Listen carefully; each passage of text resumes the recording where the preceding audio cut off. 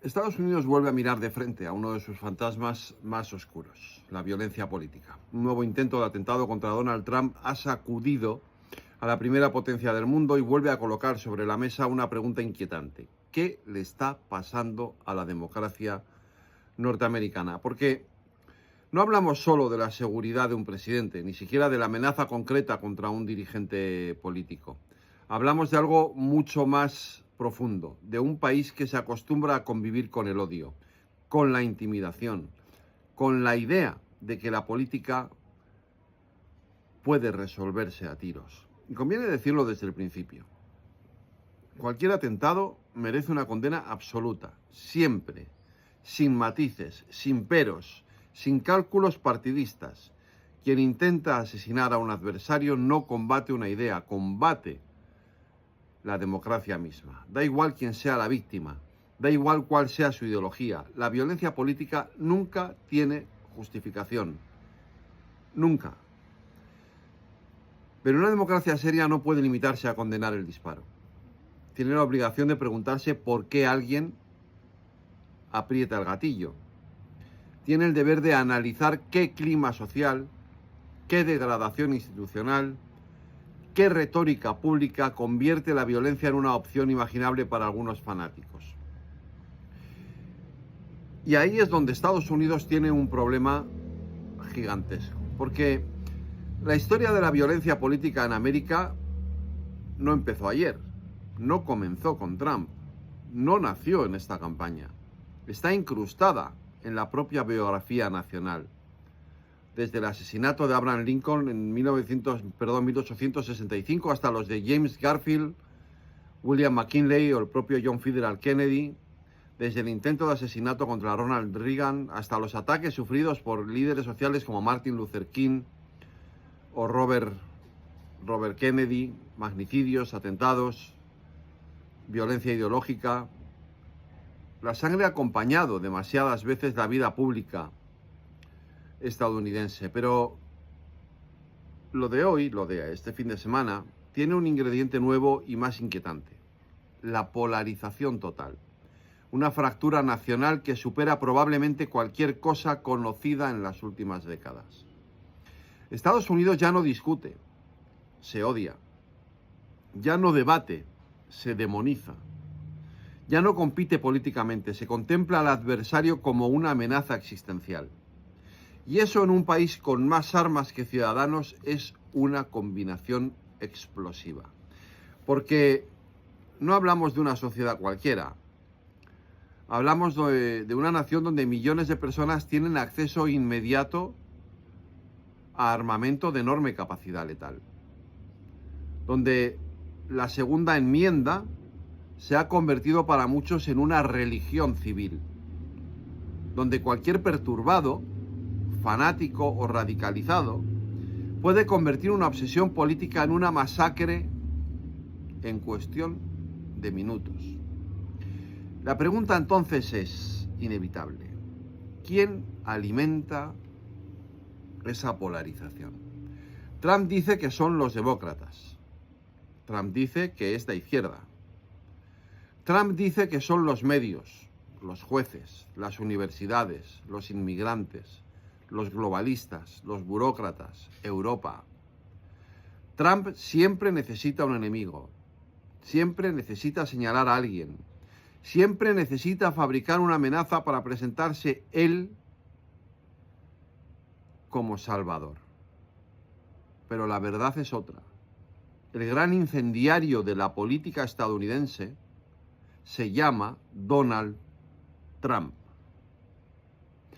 Lo es por sus políticas, sí, pero sobre todo lo es por sus palabras, por años de insultos, por años de humillación pública, por años de teorías conspirativas, por años sembrando dudas sobre las elecciones cuando pierde y proclamando pureza democrática cuando gana, por años degradando las instituciones, desacreditando jueces, atacando a periodistas, caricaturizando minorías, criminalizando inmigrantes y presentando a sus rivales como traidores a la patria. Trump no inventó la fractura americana, pero la convirtió en método de gobierno. No creó el resentimiento, pero lo explotó políticamente. No fundó el populismo iliberal, pero le dio la Casa Blanca. Y el resultado está a la vista. Estados Unidos camina en la dirección contraria a la que debería caminar una democracia liberal. Durante décadas se presentó al mundo como el gran faro democrático de Occidente, el país de la separación de poderes, de los checks and balance, del pluralismo, de la libertad,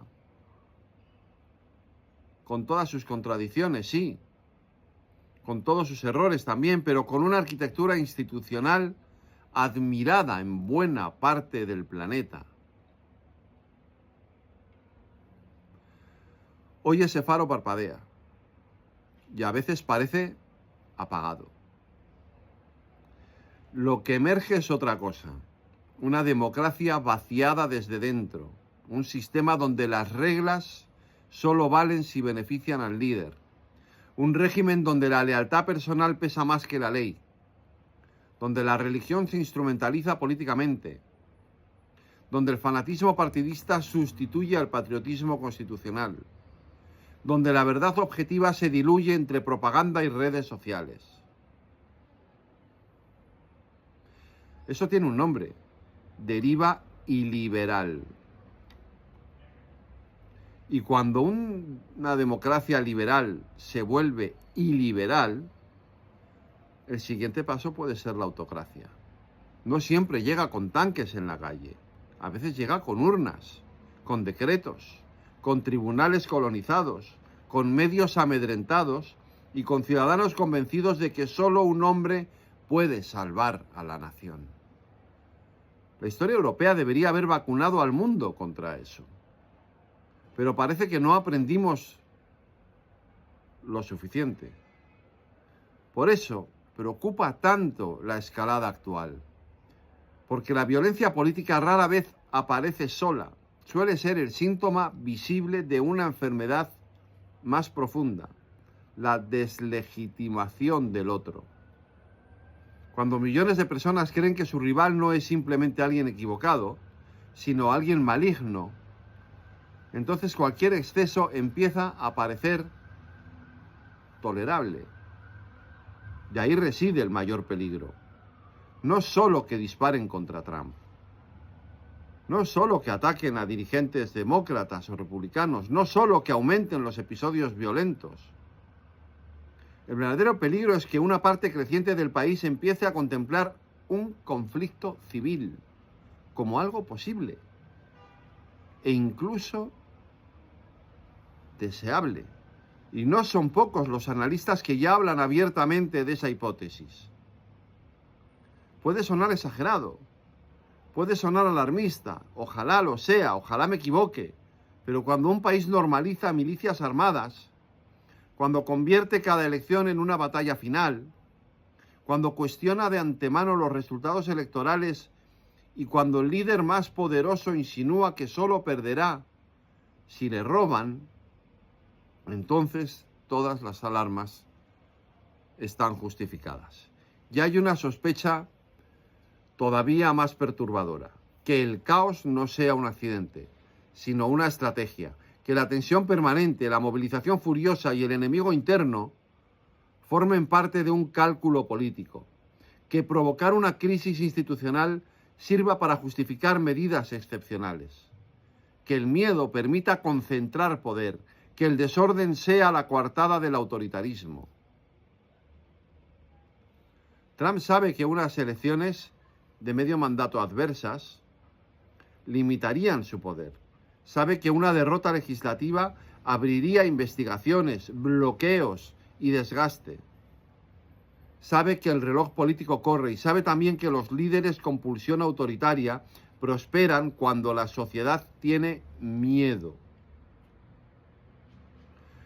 No afirmamos intenciones, pero sí advertimos de riesgos, porque la historia enseña que los demagogos juegan mejor en el incendio que en la normalidad.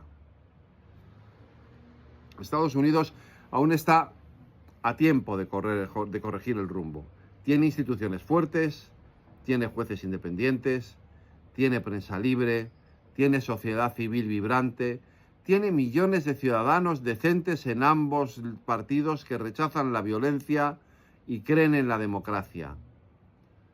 Nada está decidido, sin duda.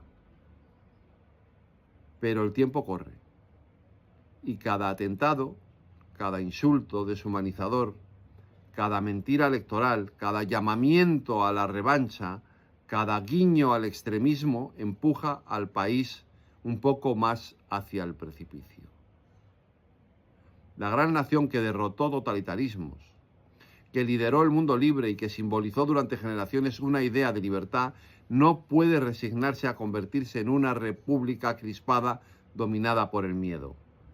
Porque cuando la democracia más poderosa del planeta se debilita, no solo peligra a Estados Unidos, peligra todo Occidente.